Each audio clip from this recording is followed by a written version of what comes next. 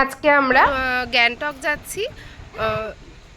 রাভাংলা নামচি হয়ে গ্যাংটক যাব। তো আমরা সবাই রেডি হয়ে গেছি, ব্রেকফাস্ট হয়ে গেছে, এখন আমরা বেরোচ্ছি। গাড়িতে সব লাগেজগুলো তোলা হচ্ছে। আজকের দিনটা কিন্তু বেশ হেক্টিক হওয়ার ছিল, কেননা 3টে সাইট সিন করে আমাদের গ্যাংটক পৌঁছানোর ছিল, সেখানে হোটেল ঠিক করে থাকতে হবে। তো আমরা এখন লাঞ্চ করে নিলাম।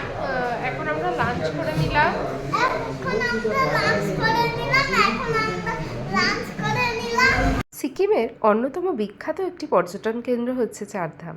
চারধামে একদিকে যেমন বসে আছেন স্বয়ং ভোলা মহেশ্বর, অন্যদিকে আপনারা সাই বাবাকেও দেখতে পাবেন। একদিকে যেমন বসে আছেন দ্বারকা ধাম, আর একদিকে কিরাটেশ্বর। কিরাটেশ্বরের গল্পটা আপনারা জানেন তো।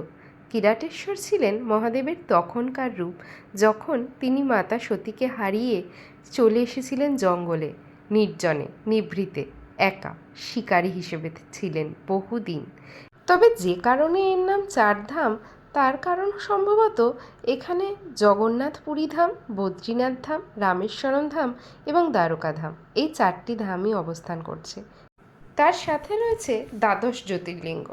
দ্বাদশ জ্যোতির্লিঙ্গের এবং চারধামের দর্শন কি একই জীবনে একই স্থানে এভাবে করা সম্ভব? কি জানি না। কত মানুষ আছেন, কত ভক্ত আছেন যারা তাদের জীবনে এই দ্বাদশ জ্যোতির্লিঙ্গ এবং চারধাম দর্শন করতে পারেন না। তো যাই হোক, আমাদের সে সৌভাগ্য হলো, আমরা দর্শন করলাম, প্রাণ ভরে দর্শন করলাম, এবং তার সাথে আমরা পরিক্রমাও করলাম।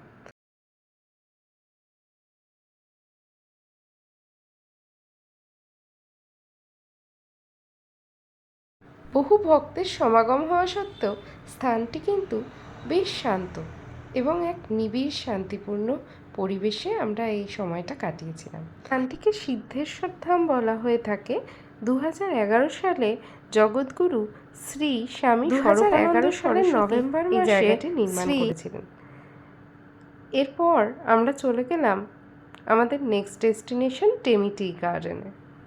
একটা প্যানোরামিক ল্যান্ডস্কেপ ভিউ আর প্রচুর সবুজ, তার পাশে একটা পাহাড়, 2টো পাহাড়, 3-4টে পাহাড়, পাহাড়ে পাহাড়ে যেন ছয়লা।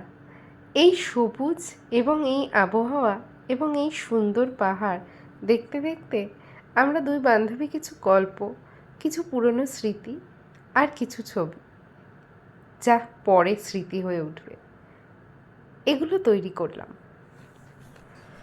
এখানে আমরা ভেবেছিলাম কিছুটা চা খেয়ে নেব, কিন্তু চা খুঁজে পাইনি।